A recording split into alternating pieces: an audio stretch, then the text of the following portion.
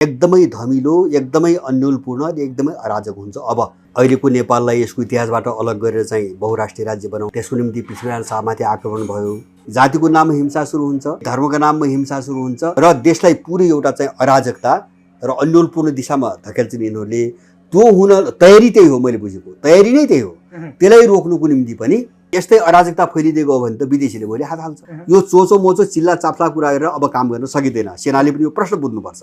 सरकारको आदेश अनुसार चल्ने हो भने देश मास्ने बाटोमा जानु पर्यो। अब सेनाले चाहिँ तपाईँको हात हाल्नुपर्छ, नत्र भने उसले हात हालेन भने अर्को खतरा पैदा के हुन्छ भने युद्ध हुन्छ। अब हामीले आफ्नो देशको निकासको कुरा गर्दाखेरि एउटै कुरो हेर्नु पर्यो, हाम्रो देश के हो, हाम्रो मौलिकता के हो, हाम्रो आवश्यकता के। एकछिन कल्पना गर्नुहोस्, उत्तरतिर पनि इन्डियनहरूको चाहिँ तिब्बत इन्डियनको हातमा भएको भए नेपाल कहाँ जान्थ्यो? पश्चिमा र इन्डियनहरूको नियन्त्रणमा तिब्बत भएको छुट्टै देश भइदिएको भए नेपाल कहाँ जान्थ्यो? नेपाल त इन्डियाले त उहिले दिन्थ्यो।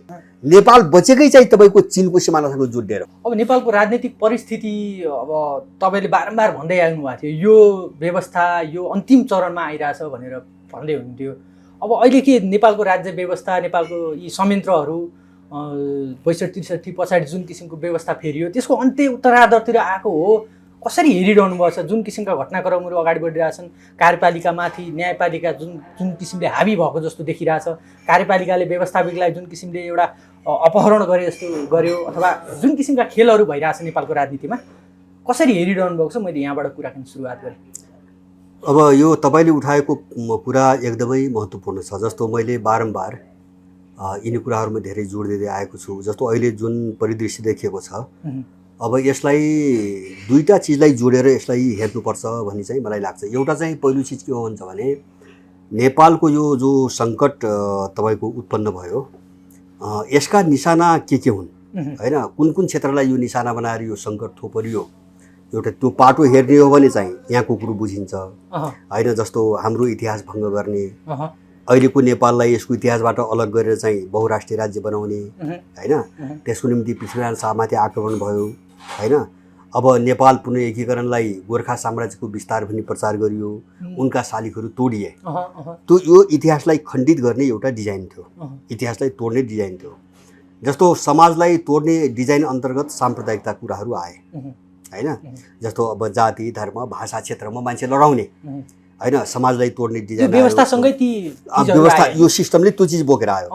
र त्यसो चाहिँ के आयो भने जस्तो भूगोल खण्डित गर्ने योजना आयो। जस्तो संहिता भनेको त्यही हो होइन, एउटा जाति अथवा धर्म भाषा क्लस्टर भन्छ नि यिनीहरू, त्यसको आधारमा प्रदेश बनाउने भने त तपाईँको एउटा साम्प्रदायिक जगमा चाहिँ भूगोल तोड्ने हो होइन। अब जस्तो आर्थिक क्षेत्रमा त्यस्तै आयो।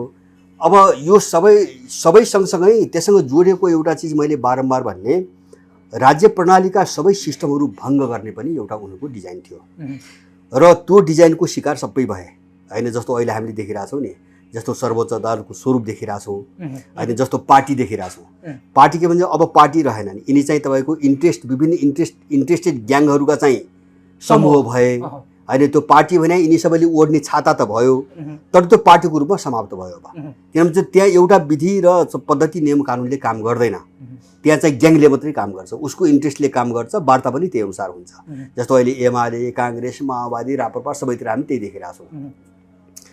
अब त्यो सिस्टम भङ्ग गर्ने एउटा मिसनको रूपमा उनीहरूले जस्तो राज्य प्रणाली सके, निजामती कर्मचारीलाई ग्याङ बनाए, दलहरूका झोले ग्याङ बनाए, पुलिसलाई बनाए, अनि त्यो दलहरू त्यस्तै भयो। अनि हुँदै हुँदै त्यो न्याय प्रणालीमा सर्यो होइन। यिनका जो निर्णय, जस्तो अघिल्लो पल्टको इजलास त बाहिरको विरोधको कारणले भङ्ग भयो र अर्को बनाइयो भनेपछि अब त्यो चाहिँ एउटा आफ्नो विधिमा चल्न सक्ने अवस्थामा पनि अदालत अब रहेन होइन, प्रेसरबाट काम गर्ने स्थिति आयो। त्यसो भए तपाईँहरू यो अन्त्य हुनुपर्छ, यो सबै चिज विकृतिहरू चाहिँ फाल्नुपर्छ भनेर तपाईँहरू बारम्बार कुरा उठाउँदै रहेको अवस्थामा तपाईँहरू यो जुन किसिमको गतिविधि देखा परिरहेछ, व्यवस्था अन्त्य सङ्कटतिर गइरहेछ भनेर भन्दै हुन्छ, तपाईँहरू खुसी नै हुनुहुन्छ? यो होइन, यो विकासको यो डेभलपमेन्ट प्रक्रिया हाम्रो, मैले तपाईँलाई भन्दैछु, मैले यो म चाहिँ किन चाहिँ यसलाई चाहिँ सकारात्मक भन्छु भन्छ भने जस्तो सिस्टम तोड्ने मलाई लाग्छ अब अलिकति होस पुर्याएन भने यो चिज अब सेनामा सर्छ होइन। सेना एउटा संस्थाको रूपमा बाँकी छ र निशाना अब त्यो बन्छ। सेनाले समयमा बुझेन भने, म यो धेरै पटक भनेको छु, अब यो खेल चाहिँ नेपालमा किन खेलियो भन्ने कुरा आउँछ होइन। जस्तो यो सबै चिजलाई निशाना बनाउँदै नेपाललाई असफल राज्य बनाउने वा चाहिँ यसको विखण्डन गरेर होइन, जस्तो आफ्नो अनुकूलका भूगोलहरू खडा गर्ने र त्यहाँ आएर बस्ने रणनीति त त्यो हो। जस्तो दोस्रो विश्वयुद्धमा प्यालेस्टाइन बनायो उनीहरूले, पश्चिमाहरूले, होइन, के अरे प्यालेस्टाइन मासेर चाहिँ इजरायल बनाए, होइन। जस्तो पहिलो विश्वयुद्धमा जर्मनलाई कमजोर बनाउनुको निम्ति जर्मनीको हिस्साको रूपमा रहेको पोल्यान्डलाई त्यसबाट अलग गरे, पोल्यान्ड देश जन्मियो हो। यहाँ पनि त्यही हो, खेल त्यही हो। किन उनले आफ्नो उपस्थितिको निम्ति एउटा बलियो आधार बनाउनुको निम्ति अब सबै चिज समाप्त पार्ने योजनामा यो सङ्कट ल्याए। सुन्नुहोस् है, अब यो डिजाइन किन प्रयोग भयो त नेपाल भन्दाखेरि यो पाटो विश्वको जो ध्रुवीकरण अहिले चाहिँ परिवर्तन भइरहेछ नि हो, त्यो चाहिँ जो ध्रुवीकरण भइरहेछ ती ध्रुवीकृत शक्तिहरूका बिचमा, होइन, जो चाहिँ लडाइँ जुन सुरु भयो नि, अब त्यसमा एक अर्कालाई चाहिँ पराजित गर्ने जो रणनीति चाहिँ बन्यो, त्यो रणनीति कायम गर्ने एउटा पोइन्ट नेपाल हो। त्यस कारणले नेपाललाई यो अवस्थामा पुर्याइयो, होइन। जस्तो चाहिँ तपाईँको जस्तो नेपाललाई एकछिन मान्नुहोस् न, भोलि असफल राज्य घोषणा भयो अथवा चाहिँ विखण्डन भयो भने कुनै भागमा आएर अमेरिकन बस्छ, कता कुनै युरोपियन बस्ला। अब तराईलाई खानको निम्ति इन्डियनले त सधैँभरि खेल्दै आएको खेल हो। अब त्यसपछि यहाँ उनले त्यो एउटा आफ्नो अनुकूलको चाहिँ सामरिक चाहिँ तपाईँको एउटा भूगोल खडा गरिकन यहाँबाट तिब्बत विभाजनको एउटा आन्दोलन अगाडि बढाउने उनको रणनीति हो। अब त्यस कारणले यो विश्वको ध्रुवीकरण र अहिलेको विश्वको चाहिँ जो माहौल छ यससँग अभिन्न रूपमा जोडिएको हो भनेर भन्दै आएको मैले। अब तपाईँले अघि नै भनेको कुरो हो, कहाँ आएर जोडिन्छ अहिले यो विश्वको ध्रुवीकरण। जस्तो एउटा अहिले प्रष्ट देखिने गरी दुईवटा ध्रुवमा र बिस्तारै बिस्तारै यो बहुध्रुवमा चाहिँ विकास भइसक्यो, होइन। जस्तो मुस्लिमहरूको एउटा ध्रुव बन्न खोजिरहेछ, रसियन र चाइनिजहरूको एउटा ध्रुव बनिसक्यो।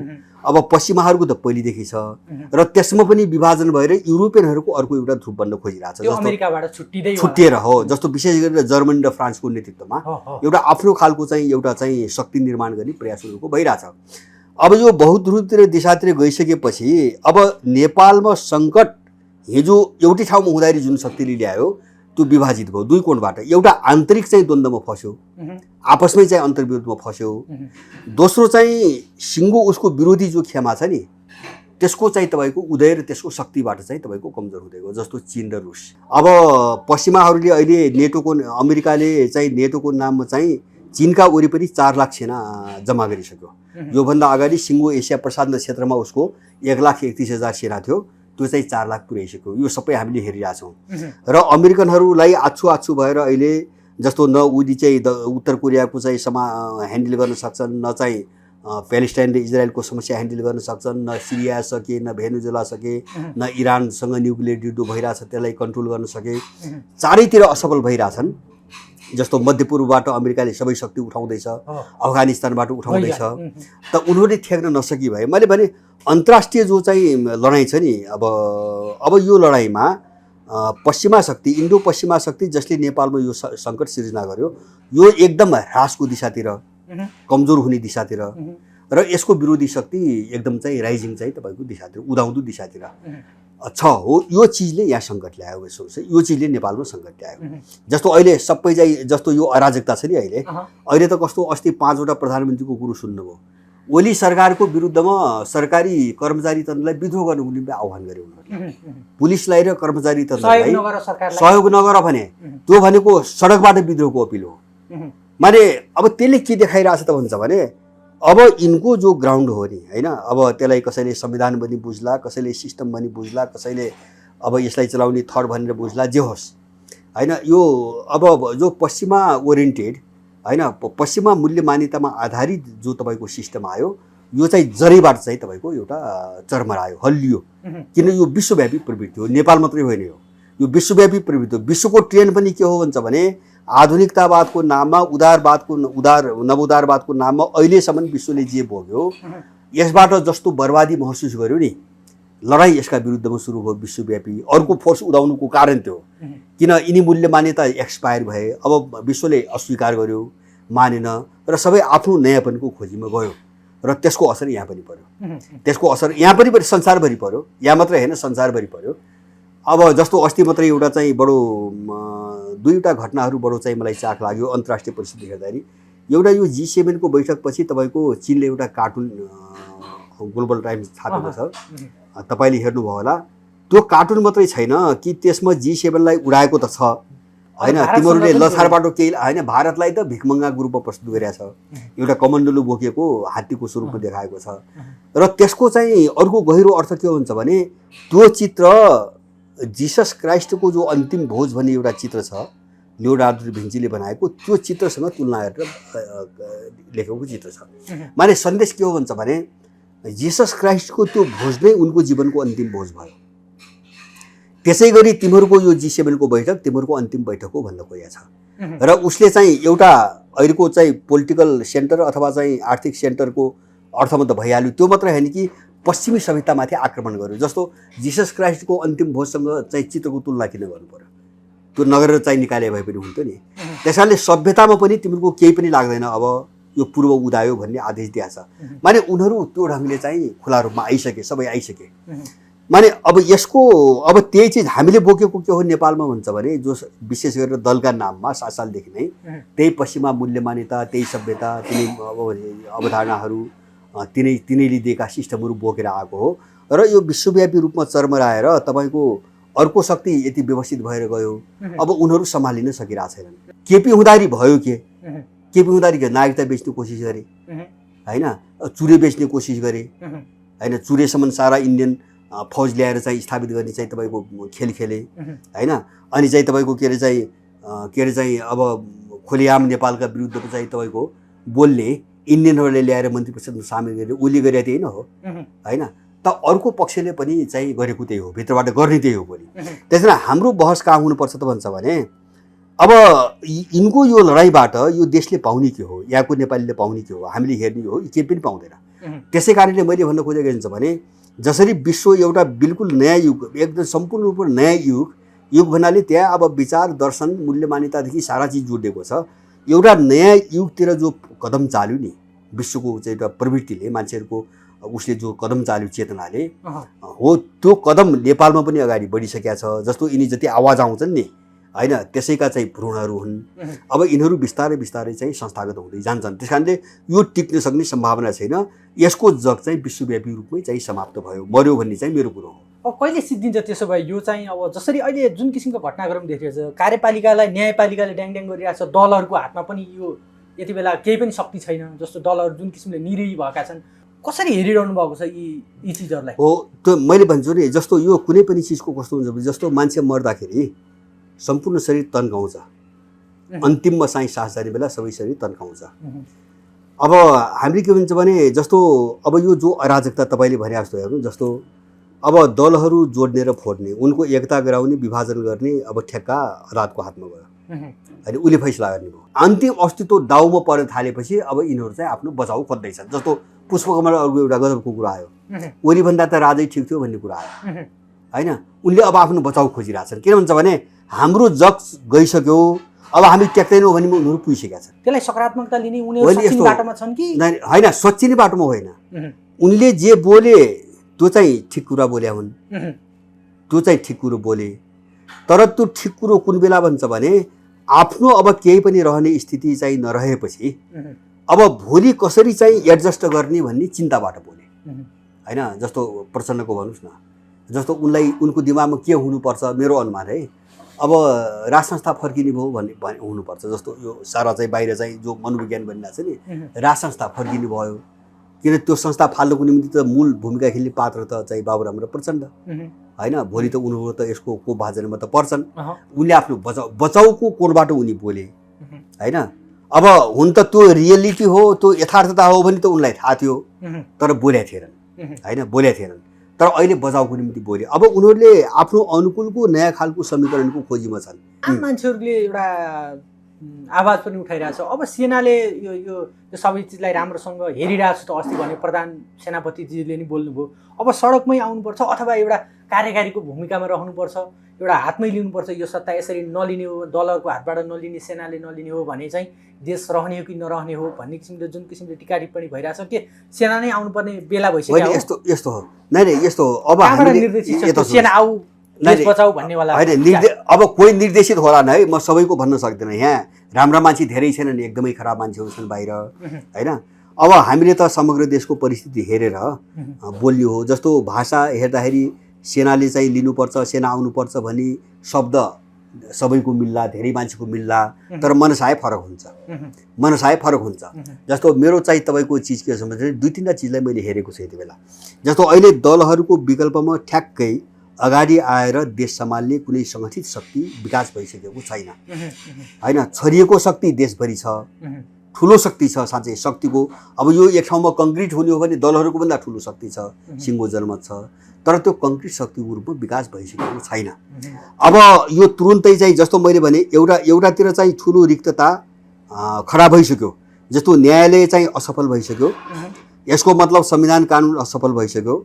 अब प्रधानमन्त्री भएका मान्छेहरूले विद्रोहको निम्ति बाहिरबाट अपिल गरिरहेछन् भनेपछि तपाईँको राज्य चाहिँ तपाईँको ध्वस्त भइसकेको छ। राज्य ध्वस्त भयो भने बुझ्नुपर्छ है हामीले। अब यो बेला मैले एउटा बचेको संस्था सेना छ र परिस्थिति कस्तो आयो भन्छ भने अब राज्य पनि नचल्ने र यो तरलता पनि नरोकिने, यो अराजकता पनि नरोकिने र अब उसलाई चाहिँ तपाईँको विद्रोहको निम्ति अपिल गर्ने, उसलाई गर्ने भएपछि तपाईँको अब यही चिजले देश कहाँ पुग्छ। अब खतरा यो पैदा भयो, अब देश कहाँ जान्छ भनेपछि अब यस्तै अराजकता फैलिदिएको हो भने त विदेशीले भोलि हात हाल्छ होइन। जस्तो 12 बुद्धि गराए नि त, अब इन्डियनहरूले पश्चिमाहरूले 12 बुद्धि गराए हात हाल्छ। त्यस कारणले मेरो भनाइ के हो भन्छ भने यति बेला सेनाको अगाडि तपाईँ सबैको अगाडि होला, सेनालाई पनि मैले आफ्नै दृष्टिकोणले हेर्छु, सबै सहमति मेरो हुँदैन। अब उसले पनि मलाई आफ्नै धारणले हेरे, सबै मेरा कुरामा सहमत त्यो पनि हुँदैन, सबैको यस्तै हो। तर यदि कसैमा देश भन्ने भावना छ यति बेला, अब हाम्रो प्राथमिक काम देश बचाउने हो पहिले, अरू कुरा सेकेन्डरी कुरा हुन्। त्यसपछि हामी देश रह्यो भने हामी आफ्ना गरौँला भन्ने हिसाबले हो भने सेना सबैका अगाडि एउटा चाहिँ प्रश्न खडा भयो।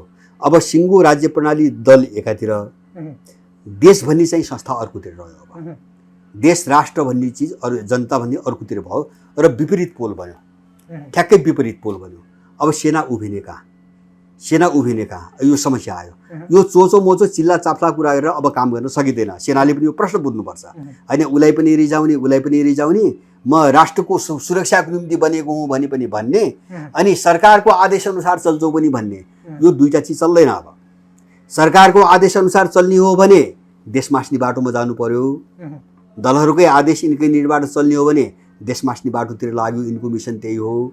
देश बचाउने हो भने म राष्ट्रको चाहिँ सुरक्षाको निम्ति चाहिँ बनेको हुँ र त्यसको निम्ति मैले चाहिँ जनताको कर खाएर चाहिँ बसेको छु भन्ने हो भने देश बचाउन हात हाल्नु पर्यो। अनि यो दुईटा चिज चाहिँ विपरीत पोलमा उभियो भने बिचमा खेल्ने ठाउँ कसैलाई पनि हुँदैन।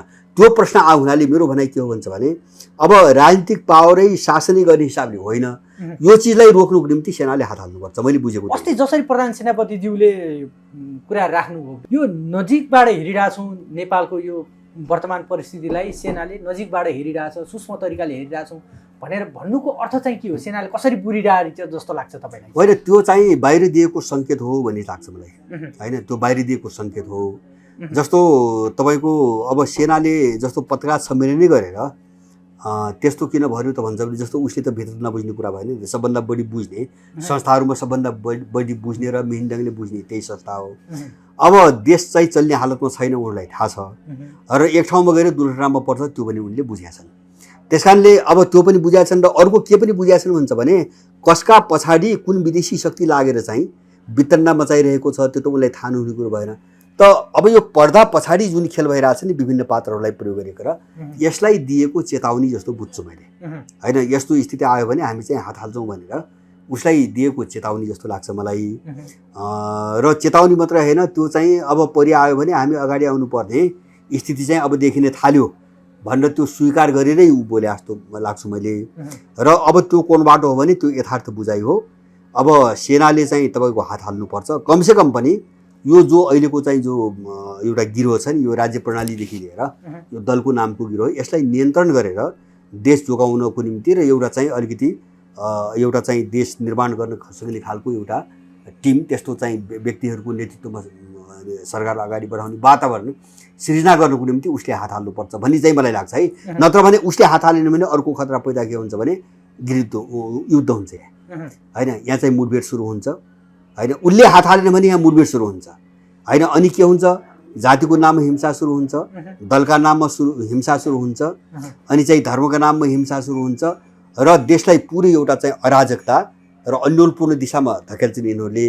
त्यो हुन तयारी त्यही हो, मैले बुझेको तयारी नै त्यही हो। त्यसलाई रोक्नुको निम्ति पनि सेनाले समयमै हात हालेर यिनलाई किनारा लगाउने एकदमै जरुरी छ। अब नेपाल चाहिँ यो किता क्लियरको उसमा चाहिँ उभिरहेछ, सङ्कटमा उभिरहेछ। अब नेपालले कुन चाहिँ किता लाइन लिने, विश्वमा उदाउँदै गरेको शक्तिको किता लिने कि विश्वभरिबाटै विस्थापन हुँदै गरेको त्यसको किता लिने भनेर बेला आयो भनेर भन्नुभयो। अब अहिले त नेपाल त फेरि उही पुरानै चक्रमा जस्तो फस्या जस्तो देखिन्छ नि। जस्तो मैले विकल्प भनेको अब यो दलको नाममा जे आयो भने अब विकल्प यहाँभित्रबाट हामीले यो बहसै गर्नु हुँदैन। विकल्प यहाँ कहीँ पनि छैन।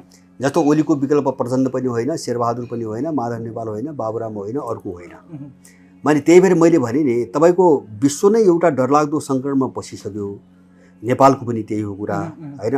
त्यस कारण मैले बारम्बार भनेको छु एउटा चरण अत्यन्तै सङ्कटपूर्ण, एकदमै धमिलो, एकदमै अन्यलपूर्ण, एकदमै अराजक हुन्छ। अब किन यो सबै ढल्ने बेला मैले सुरु भने मान्छे मर्ने बेला सम्पूर्ण शरीर तान्छ भन्छन् नि होइन। अब यिनीहरूको पनि आफ्नो बचाउको निम्ति सम्पूर्ण शक्ति लगाउँछन्। त्यसले गर्दाखेरि अब यो पीडा एकदमै चर्केर जान्छ। अब केही चरण चर्केरै जान्छ।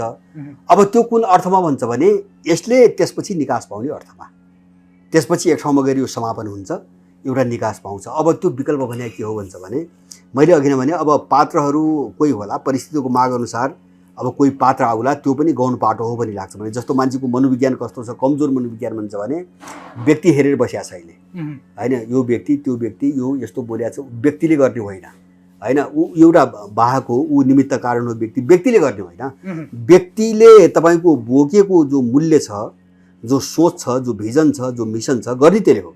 त्यस कारणले अब त्यो भएको व्यक्ति नै चाहिँ स्थापित हुने हो भोलि, अनि त्यो मान्छे नै स्थापित हुने हो जसले समयलाई सम्बोधन गर्न सक्छ, जसले मान्छेहरूको आवश्यकतालाई सम्बोधन गर्न सक्छ। स्थापित हुने त्यही हो।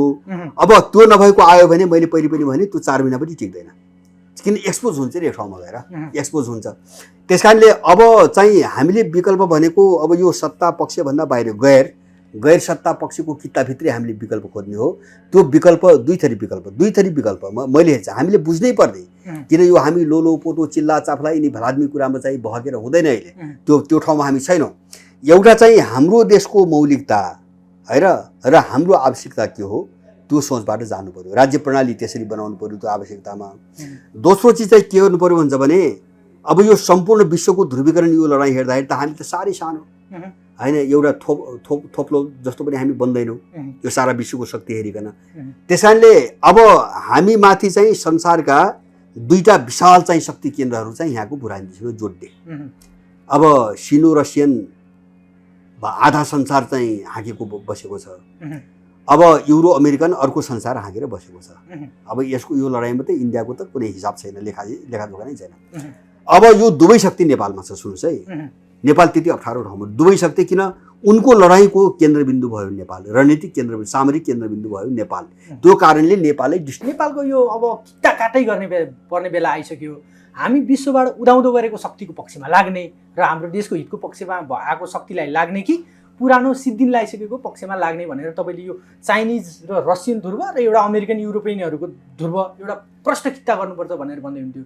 मैले तपाईँलाई सम्झाउन खोजेको के भने तपाईँको भनाइ जानुपर्ने एकातर्फ छ, तर हामी जसरी अहिले गइरहेछौँ नेपालको सन्दर्भमा पनि केही समय अगाडि चीनले अलिकति हस्तक्षेपकारी भूमिका खेल्यो भनेर जसरी आवाजहरू उठिरहन्थ्यो नेपालमा, त्यो कति जायज थियो थिएन, खेलाएको थिएन, कसरी कुन रूपबाट कुरा उठ्यो एक ठाउँमा छँदैछ। हामी जानुपर्ने दिशातिर एकातर्फ छ तपाईँले भनेको, हामी गइरहेछौँ त अर्को दिशातर्फ। यसलाई चाहिँ कसरी हेरिरहनु भएको छ? चीनको भूमिका चाहिँ यति बेला नेपालको सन्दर्भमा के छ? मैले भने नि यो विरोधाभास यहाँ देखिया छ। जस्तो मैले 2टा कुरा स्पष्ट भन्न चाहन्छु है। जस्तो तपाईँ संलग्नताको कुरा गर्नुभयो नि, अब अमेरिकन युरोपियन इन्डियनको विरोध गर्ने भनेको त्यो चाहिँ चीन रसियनहरूको चाहिँ दलाल हुने भनेको होइन। यो गलत बाटोमा चाहिँ हामीले सोचै बनाउनु हुँदैन, हामी कसैको दलाल हुनु हुँदैन। अब हामीले आफ्नो देशको निकासको कुरा गर्दाखेरि एउटै कुरो हेर्नु पर्यो, हाम्रो देश के हो, हाम्रो मौलिकता के हो, हाम्रो आवश्यकता के हो, हामी त्यो हेरी जानु पर्यो र हाम्रो समग्र राष्ट्रिय नीति यसमा आधारित भएर बनाउनु पर्यो। यो हाम्रो बाटो भयो। अब चाहिँ अन्तर्राष्ट्रिय ध्रुवीकरणको कुरो कहाँ आउँछ भन्छ भने नेपाललाई यस्तो बनाएको त विदेशीले हो। जस्तो तिब्बत विभाजन गर्नुको निम्ति अमेरिकन युरोपियन र इन्डियनहरूको चाहिँ तपाईँको एउटा रणनीतिमा नेपाल यस्तो भयो भनेपछि उनीहरू हाम्रो निम्ति आक्रमणकारी शक्ति हुन्। जस्तो यो साम्प्रदायिकता, यो विद्वेष, नेपाललाई यस्तो बनाउनु त उनीहरू हो नि, उनको एजेन्डा हो। अन्मिना आयो, नाङ्गो रूपमा काम गर्यो, बेलायतको राजदूतले धर्म परिवर्तनको अधिकार राख्नुपर्छ भनेर वक्तव्य दियो, अमेरिकाले स्टेटमेन्ट दियो अमेरिकाबाट होइन, यहाँ एनजिओले के गरिरहेछन् सबै हामीलाई थाहा छ नि। भनेपछि यो शक्तिलाई यहाँबाट ननिकाल्नु भने देश त बच्दैन। मैले यो अर्थमा जस्तो यो ठुलो शक्ति छ, मैले भने आधा विश्व छ यससँग जोडिएको, आधा विश्व छ त आधा विश्वसँग लड्ने त्यो ल्याकत त्यो शक्ति त हामीसँग त छैन। त्यस कारणले यससँग लड्नको निम्ति दोस्रो सवाल आउँछ।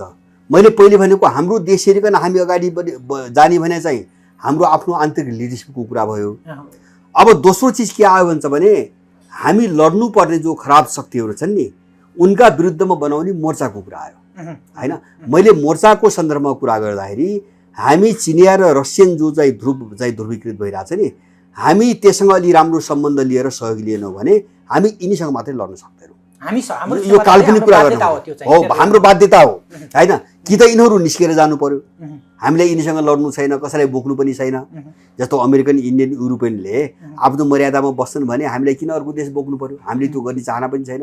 तर उनले यो गर्दासम्म त हामी त छोड्दैनौँ। त्यस कारणले अहिले यो लडाइँलाई टुङ्गोमा पुर्याउनुको निम्ति चीन रुस सहितको जो एउटा विश्व अगाडि बढिरहेछ नि, अब त्योसँग कोअपरेसन, त्योसँग सहयोग र त्योसँग चाहिँ सम्बन्ध बलियो बनाउनु बाहेक हामीसँग अर्को विकल्प छैन।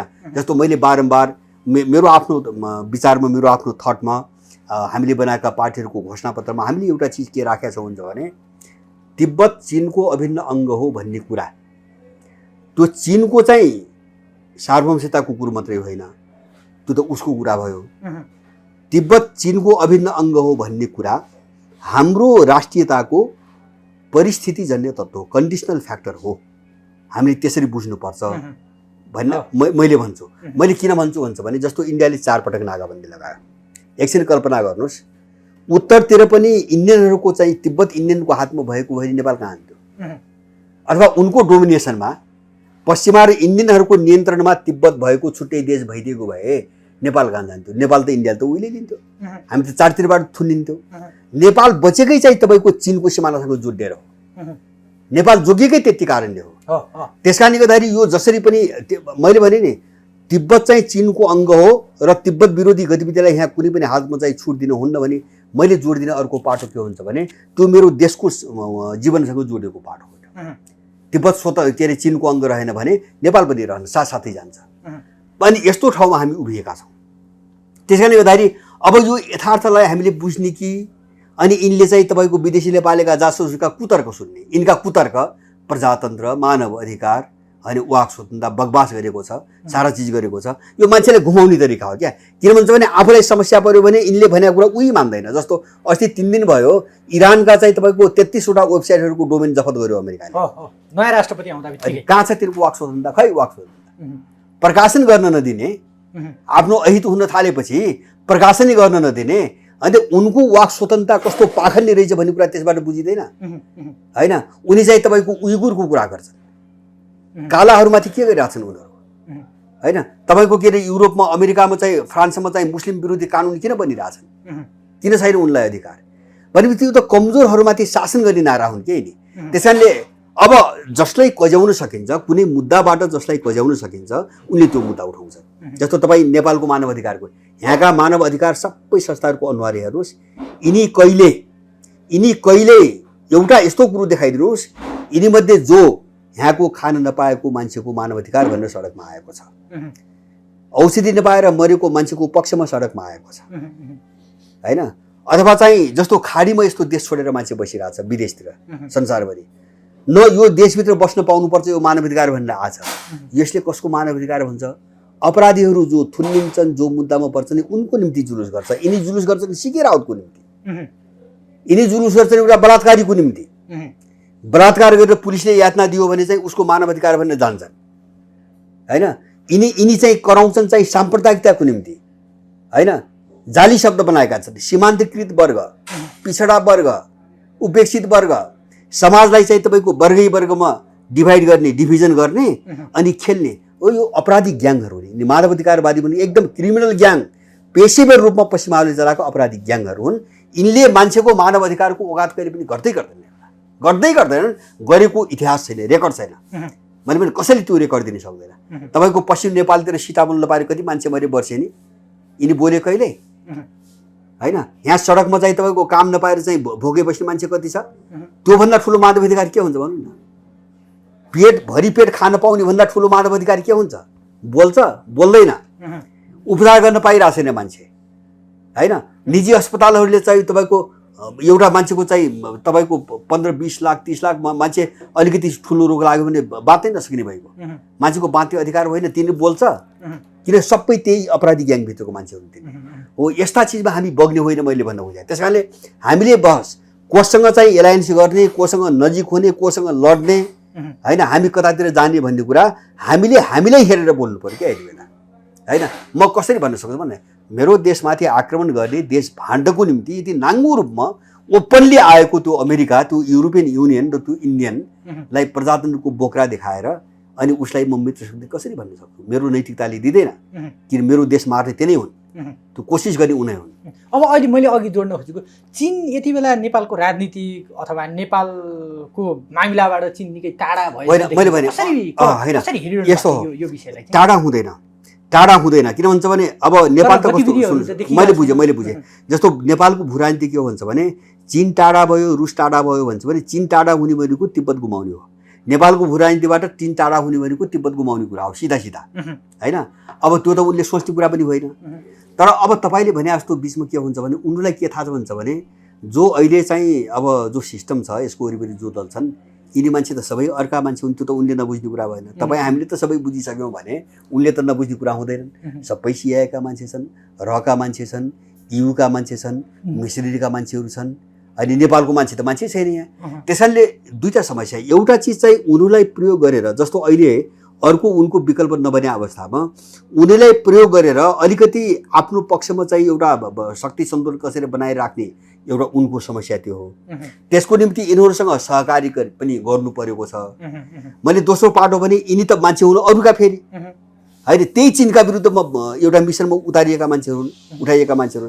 त अर्को पाटो के हुन्छ भने यिनीलाई कसदै जाने र यिनलाई अलिकति चाहिँ अप्ठ्यारोमा पार्दै जाने रणनीति पनि उनीहरू बनाउँछन्। दुइटै प्रयोग गर्ने पनि रणनीति हुन्छ, अप्ठ्यारोमा पार्ने रणनीति पनि हुन्छ। जस्तो त्यो भनेको जस्तो चाहिँ भ्याक्सिनको कुरो गर्नुभयो नि होइन। अब भ्याक्सिन के हो भन्छ भने उनीहरूले अप्ठ्यारो पार्न खोज्या होला नि जस्तो मान्छ मैले। यिनी त चम्चा जस्तो ओली चाहिँ मोदीको चम्चा अर्को अर्काको रको चम्चा होइन। अब इन्डियाले त पैसा बुझाइसकेका चाहिँ भ्याक्सिन पनि दिएन, पैसा पनि खाइदियो, पैसा पनि फिर्ता दिँदैन, भ्याक्सिन पनि दिँदैन होइन। अब तेरो मालिक कस्तो छ भन्न खोज्या होला मेरो बुझाइमा। के तेरो मालिक कस्तो रहेछ भनेर देखाउनुको निम्ति उनले ढिलो गरिदिन्छन् होइन, उनले दिँदैनन्, समयमा दिँदैनन्। ल गर्नु त उसँग तेरो कसरी चल्छ होइन। किन उनलाई के ढुक्क छ भन्छ भने जस्तो अहिले चाहिँ पश्चिमाहरूलाई बोकेर नाङ्गो रूपमा चाहिँ बोकेर यिनलाई बोकेर यहाँ कोही टिक्ने बाँच्ने सम्भावना छैन नेपालमा। त्यो त उनले बुझाएको छ नि। जस्तो G7लाई एउटा सानो सर्कल भनेर उडाएर लौ गरिहेर नि त तिम्रो BW3ले कसरी गरिहेर नि त भनेर चुनौती दिने मान्छेले अनि केपी र प्रचण्ड जस्ता यिनी फिस्टाहरूलाई होइन, यिनी चाहिँ तपाईँको संसारमा कतै गर्न नै नहुने मान्छेलाई यिनलाई त टेर्निसँग डराउने कुरो त हुँदैन त। उनको आफ्नो रणनीति आफ्नो हिसाब किताबमा बसेका छन्। त्यस कारणले यिनलाई अप्ठ्यारो पनि पार्ने, यिनलाई एक्सपोज पनि गर्ने। जस्तो त्यो अप्ठ्यारोले चाहिँ एक्सपोज हुँदै जान्छन्। जस्तो इन्डियाले सधैँ गर्दै आयो, पैसा खाइदियो, भ्याक्सिन दिँदैन होइन। अब चीनले केही समय ढिलो गरिदियो, माग्न त उतैबाट ल्याओस्, उतै पैसा बुझाओस् माग। अब आउँदैन, उधार पनि आउँदैन। तर अलिपछि दिन्छन् फेरि यही रूपमा बुझ्न सकिन्छ। प्रेसर दिने रणनीति हो मैले बुझाएँ। त्यो दबाब दिने र एक्सपोज पनि गर्ने होइन। एक्सपोज पनि कहाँ गर्ने त भन्दाखेरि आखिर 40 लाख डोज त त्यही चिनैबाट ल्याउनु परिस्थिति आयो, उसैले दिनुभयो नि त। होला भोलि अलिकति वातावरण आउँदै 1 करोड डोज पठाउँछ। अब त्यो काम इन्डियनले गर्दैन। जस्तो पश्चिमाहरूको त्यही अहिले संसारभरि बहस थियो, पश्चिमाहरूले बाहिर दुनियाँमा चाहिँ भ्याक्सिनै नदिने भए त्यो पुरै मान्छे मार्न खोजिरहेछन् क्या उनीहरू। तबाह बनाएर चाहिँ पुरै आफ्नो खुट्टामा चाहिँ ढोक्न शरण पठाउने र चाहिँ पुरै कन्ट्रोल गर्ने रणनीतिमा छन्। उनीहरूले बडो मुस्किलले 1 करोड चाहिँ डोज भ्याक्सिन छुट्याएर संसारमा बाँड्ने। 1 करोड चाहिँ विश्वभरि बाँड्दाखेरि कति पुग्छ? कोभ्याक्स अभियान अन्तर्गत कोभ्याक्स एउटा देशलाई त 500 परेको छ अरे कसलाई अस्ति चाहिँ मैले न्युज हेरेको थिएँ। भनेपछि उनले दिने त्यही हो, गऱ्यौँ भन्ने उनले दिँदैनन्। उनको रणनीति त्यही हो, पश्चिमाहरूको इन्डियनको रणनीति त्यही हो। भनेपछि अब अन्तिममा आउने चाहिँ तपाईँको त्यही चाइनिजै भ्याक्सिन हो। त्यो उनले गर्लान् भन्ने लाग्छ है मलाई। अब जस्तो चाहिँ केरुङ नाकामा यत्रो अवरोध आउँछ, त्यो पनि यिनलाई चेतावनी नै हो मैले बुझेको। किन केपी ओली आएपछि त त्यो अब त्यो चाहिँ देखाउनको निम्ति, खेल्नको निम्ति, उसलाई रिझाएर टेक्नको निम्ति होइन, जस्तो पारवान सम्झौता गरे होइन, हिमालय ट्रान्स चाहिँ तपाईँको के अरे चाहिँ ऊ एउटा नेटवर्क अब गरे, अब त्यसलाई बिआरआईसँग जोडे, अनि बिआरआईको चाहिँ 7औं चाहिँ अन्तर्राष्ट्रिय गेट नेपाल हो भन्ने घोषणा गरेर लगाए, तर काम अगाडि बढ्न दिएन। प्रधानमन्त्री केपी शर्मा ओलीले सम्झौता गर्नु अहिले सबभन्दा अब रोक्ने नै केपी ओली फेरि होइन। यो केपी ओली कस्तो गुन्डा चरित्र छ भन्छ भने लिम्पियाधुरा नक्सा पास भएछ किताबमा छाप्न दिन्न होइन, अनि विद्यालय बाँडी नक्सामा छाप्न दिन्न, नक्सा आफू पारित गरे भन्छ होइन। अनि त्यो चाकरी त्यो अपराध चाहिँ खुल्न थाल्यो भने कहिले राम चाहिँ छोरीमा जन्मिया हो भन्छ, अस्ति चाहिँ योग नेपालबाट सुरु भयो भन्छ, मान्छेलाई छल्नु पर्यो नि। त यो त चरित्र त थाहा छ नि। यो कस्तो भन्छ भने हेर्नुहोस्, राम्रो राजनीतिक मान्छेले यस्ता मान्छेहरूलाई यति घृणा गर्छ कि तिनको नामै सुन्न चाहन्न होइन। अब उनको पनि त्यस्तै हो, यिनी राजनीतिक मान्छे होइनन्, यिनी प्यादा हुन्। अब त्यही ढङ्गले प्रयोग गर्नुपर्छ, प्रयोग गर्ने शैली। किन भन्छ मान्छेलाई चाहिँ हुँदै नभएपछि मान्छेले जे हो त्यही सिक्न बाध्य हुन्छ। म एउटा चाहिँ घटना सम्झिन्छु पराएर। बिआरआईको पक्षमा धुवाँधार जस्तो बाबुराम ठ्याक्कै चीन विरोधी मिसनमा उठाइया मान्छे हो, कमल थापा त्यही हो। दुईटा पात्रको कुरा अरे मैले। अब 2-3 वर्ष अगाडि दुईटैलाई चीनमा बोलाए, बिआरआईको पक्षमा भाषण गरेर लगाए चिनियाहरूले। भाषण गरे, भाषात खुवाइदिए, होटेलमा राखे होइन, पठाए। त्यो मुक्तनी तरिका न हो। त्यहाँ गएर भात खाएर आएर हो ठिक छ भन्ने, बिआरआई ठिक छ भनेपछि त्यहाँ आएर विरोध गरेर कान फुक्नु पो सक्यो त, खुलेआम त विरोध गर्न सकेन। अनि एकचोटि बाबुरामलाई के भयो भन्छ भने गएर चाहिँ बिआरआईको पक्षमा धुवाँधार एकदम चीनको यताउति विकास प्रगति अन्तर्राष्ट्रिय भूमिका प्रशंसा गर्न लगाए। फर्किँदाखेरि हङकङमा चाहिँ समात्यो एयरपोर्टमा, पासपोर्ट चेक दियो, त्यो बेइज्जती गरिदियो। त्यो के हो भन्छ भने त हाम्रो शत्रुको मान्छे होस् भन्ने हो क्या। त्यो बाबुराम को हो भने नचिने त पक्र्दैन नि होइन, त्यत्रो आफै बोलाएको छ, आफै त्यहाँ पठाएको छ, नचिने त पक्र्दैन। त्यो बाबुरामलाई एक्सपोज गरेको लगेर प्रयोग गरे त हाम्रो मान्छे होइन, मान्छे उनीहरूको होस्, हाम्रो शत्रुको मान्छे होस् भनेर एक्सपोज गर्थे। अब यस्तो खेल राजनीतिक किन भन्छ भने मान्छे जस्तो हुन्छ त्यही ढङ्गले खेल्छ, जस्तो स्तरको हुन्छ, जस्तो चरित्रको हुन्छ त्यही ढङ्गले खेल्ने हो। अब अहिले यो चाहिँ भ्याक्सिनमा टाइट अलिकति गरेको, जस्तो कहिले खासाको कुरा आउँछ, कहिले केरुङको कुरा आउँछ। मलाई लाग्छ यो उनीहरूले नसकेर नचाहेर पनि होइन होइन। यिनी दलालहरूलाई चाहिँ तपाईँको अलिकति ट्र्याकमा राख्नुको निम्ति अब यिनले अपनाउने हत्कण्डाहरू हुन् यिनी। अब किन भन्छ भने तर यिनीहरू एउटा बाध्य हुन्छ नि, विवश हुन्छ नि। जस्तो यत्रो कोसिस गरेँ मैले, हिजो एउटा समाचार पढ्थेँ, आखिर त्यो फास्ट ट्याङ्कको सुरुङ खन्ने जिम्मा त चिनिया कम्पनीले लिएछ, चिनिया कम्पनीलाई परेको छ होइन। भित्रबाट त छोड्दैन नि त, यो एकलौटी तपाईँ इन्डियन अमेरिकनको उसमा त छोड्दैनन् भनेपछि अब भित्र चाहिँ तपाईँको दबदबा र आफ्नो लगानी, आफ्नो सारा चिज बढाउँदै गएका छन् होइन। अब कतिपय चिज अब चाहिँ पश्चिमा शक्तिहरूले यिनलाई रोक्न परिरहेको छ। जस्तो बिआरआईको काम अगाडि बढ्नै दिएन, रेलको काम बढ्नै दिएन। अझ रेललाई तुहाउनुको निम्ति त चिनिया रेलको चाहिँ तपाईँको किन त्यो यो त बिआरआईको चाहिँ दक्षिण एसियाको गेट भनेको छ, होइन। एमसिसी मात्र, एमसिसीको गजबको पाटो के छ भन्छ भने तपाईँ हेर्नुहोस्, एमसिसी सम्झौता चीनको चाहिँ त्यो ट्रेनको परियोजना, रेल परियोजनाको जुन लाइन छ नि, ठ्याक्कै त्यही लाइनमा एमसिसीको चाहिँ ट्रान्सफर लाइन छ, ठ्याक्कै त्यही माथिबाट खापेको छ क्या। भनेपछि ट्रान्समिसनको नाममा एमसिसी आउने, चिनियाहरूलाई पस्नै नदिने। अब त्यो सबै यो चाहिँ त्यो बिआरआईको सबै परियोजना तुहाइदिए, त्यो डिजाइनमै एमसिसी आएको छ भनेपछि अब त्यो चाहिँ हामीले बुझ्नुपर्ने त्यो नियत बस आएको किन हो भन्छ भने चीनसँग बिआरआई सम्झौता भएको 3 महिनापछि एमसिसी सम्झौता भएको छ। 3 महिनापछि ठ्याक्कै त्यो हेरिकन भने यो डिजाइनमा यहाँका अपराधी त गएछन् भने त उनले त बुझाएको छ नि, त्यो सबै थाहा छ नि उनीहरूलाई। त्यस कारण तर यो चल्दैन यिनीहरूको। मैले भने नि अब संसार एउटा वेमा गइसकेको छ, यिनको यो चल्दैन। अब यिनीहरू प्रयोगै हुने हुन्। अब प्रयोग हुने चाहिँ नीतिबाट यिनी उम्कन पनि सक्दैनन्, उम्कन पनि सक्ने स्थिति छैन र यिनले सोचेको दिशामा अब देश जान पनि जाँदैन। तर एउटा चाहिँ अहिले असजिलो अन्यलको कुरो के हुन्छ भने अब एक्चुअली वास्तवमै चाहिँ एक्युरेटली यसको दिशा, यसको गन्तव्य कस्तो हुने हो त भन्ने कुरा चाहिँ अझै पनि अन्यल छ, अझै पनि अन्यल छ। जस्तो यो सबै कोल्याप्स भयो भने त अर्को आउने त राम्रो त आउनु पर्यो होइन। देशको निम्ति, यहाँको मान्छेको निम्ति राम्रो चिज त आउनु पर्यो। अब त्यो राम्रो आउँछ आउँदैन वा कति राम्रो आउँछ होइन, किन नयाँ हुँदैमा त्यो राम्रो हुन्छ भन्ने हुँदैन। नयाँ आउँदैमा जस्तो हो संसदीय प्रणाली कोल्याप्स होला, बारबुदे कोल्याप्स होला, दलहरू सबै जालान्, यसो सट्टामा अर्को नयाँ आउला। त्यो नयाँ भन्ने बित्तिकै राम्रै भन्ने त होइन, तर राम्रो आउँछ कि चाहिँ नराम्रो आउँछ त्यो अहिले भन्न सकिन्न, तर यो चाहिँ रहँदैन, मैले बुझेको यति हो। अब 2-3वटा छोटकरी तपाईँले अघि भनिहाल्नुभयो प्रश्न, जस्तो अब संसद पुनर्स्थापना चाहिँ तपाईँले देख्नुहुन्न होइन?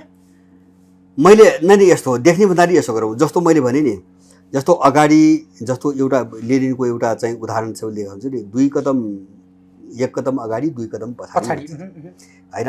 कहिलेकाहीँ अप्ठ्यारो परिस्थिति आयो भने त्यसले बाटो बदल्छ, घुमाउरो बाटोबाट जान्छ, रूप बदल्छ होइन, तरिकाहरू बदल्छ।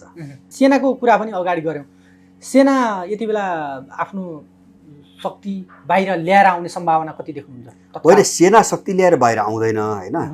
अब त्यो चाहिँ मलाई लाग्छ त्यो उचित होइन। जस्तो बर्माको एउटा मोडेल हामीले देख्यौँ नि, त्यो ढङ्गले सत्ता कब्जा गर्ने, सत्तै आफूले चलाउने हिसाबले सेना आउनु हुँदैन, त्यसरी चल्दैन पनि होइन, किन मान्छेको चेतना त्यहाँ छैन, त्यसरी चल्दैन। तर उसले पावर चाहिँ अहिले चाहिँ राज्यको पावर कन्ट्रोल कुन तरिकाले गर्नुपर्छ भन्छ भने, जस्तो भन्नुहोस् न, जस्तो सङ्करकालको एउटा माध्यम हो, राष्ट्रपति शासनै अर्को माध्यम हो, त्यो त यिनले थ्याउन नसकेपछि आफै लगाउने कुरा आयो होइन। त्यो हामीले भनिदिएर त्यो सम्भावना चाहिँ त्यो भयो भने तपाईँको पावर त सेनाको हातमा गयो नि त, पावर गयो। पावर गइसकेपछि देशलाई अब भाँड भैलोमा जान नदिनुको निम्ति त्यो पावरलाई प्रयोग गरेर निकासको दिशामा अर्को एउटा चाहिँ सिभिलियन सरकार बनेर चाहिँ देश अगाडि बढोस् भन्ने सोचमा उसले काम गर्नु पर्यो। हामीले 2-4 वर्ष 5-7 वर्ष चुनावको कुरा गर्न हुँदैन, मेरो स्पष्ट छ। यदि देश बनाउने हो भने होइन, चुनाव भने भाँड भैलो हो, त्यो नेपालमा चल्दैन। एउटा ट्र्याकमा ल्याएर खुट्टामा देशलाई उभ्याएर मात्रै हामी चाहिँ अरू कुरामा जान सक्छौँ होइन। हाम्रो चाहिँ देश यस्तो हालतमा भन्नु न, तपाईँको वर्षको बजेटभन्दा चाहिँ तपाईँको बढी व्यापार घाटा भइसक्यो। वो अस्ति मैले चाहिँ ओलीको पालामा 11 महिनामा झन्डै चाहिँ तपाईँको 10 अरब 11-12 अरबभन्दा बढी भइसक्यो व्यापार घाटा 11 महिना बिचमा, 1 वर्षमा। भनेपछि यसरी बढिरहेछ भनेपछि त भोलि त हामीले देशै विदेशीलाई बुझाउनु पर्ने स्थिति आयो क्या। पैसाको निम्ति लौ देश तिमीले चलाऊ, हामीले पैसा देऊ, तलब खाने पैसा देऊ भन्नुपर्ने स्थिति आयो देशलाई होइन। यसलाई रोक्नुको निम्ति हामीले काम गर्नु छ यति बेला। त्यसको निम्ति हामीलाई कुनै तन्त्र मन्त्रको कुरा छैन।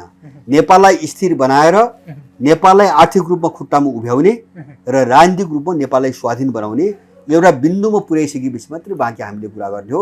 नेपाल अहिले गर्ने बित्तिकै हामी यो दलीय अराजकताको उसमा गयौँ भने देश उस्तै रहन्छ। किन भन्छ भने हेर्नुहोस्, दलीयता एउटा त चाहिँ यो संसदीय प्रणाली त अभिशापै भयो हाम्रो निम्ति। दोस्रो कुरो, कुनै पनि सिस्टम के हुन्छ भन्छ भने त्यसले टेक्ने जरो हुनु पर्यो क्या, त्यो सामाजिक जग हुनु पर्यो होइन। अब दलको नेतृत्व गर्ने सबै बुझेको चेतना भएको मान्छेको हकीकत यो छ, अनि त्यो ग्रासरुटको मान्छेको चेतना कस्तो होला, यो समाजमा चाहिँ त्यस्तो चिज चल्दैन होइन। समाजलाई अनुशासित गर्नुपर्ने खाँचो आयो, मान्छेलाई यस्तो चाहिँ अराजक बनाइसके यिनीहरूले मान्छेलाई कि मान्छेले आफ्नो स्वार्थभन्दा केही पनि हेर्दैन कुनै पनि मान्छेले। मान्छे त्यहाँ पुगिसक्यो अहिले अधिकांश। त्यस कारणले त्यसलाई अनुशासनमा राख्ने, ट्र्याकमा राख्ने, एउटा कर्तव्य चाहिँ के अरे कर्तव्यवान बनाउने, निष्ठावान बनाउने, देश समाज र आम चाहिँ तपाईँको नेपाली भन्ने भावना जगाउने र उसलाई देश उन्नतिको बाटोमा कसरी चाहिँ प्रयोग गर्ने भन्ने दिशातिर नसोचेर अहिले हामी चाहिँ दल खोल्ने, भोट थाप्ने, बागस थाप्ने अनि पक्ष प्रतिपक्ष उही बाटोमा गयौँ भने त्यसले कुनै पनि काम गर्दैन, अर्थ हुँदैन। हामीले यसलाई सिरियसली ध्यान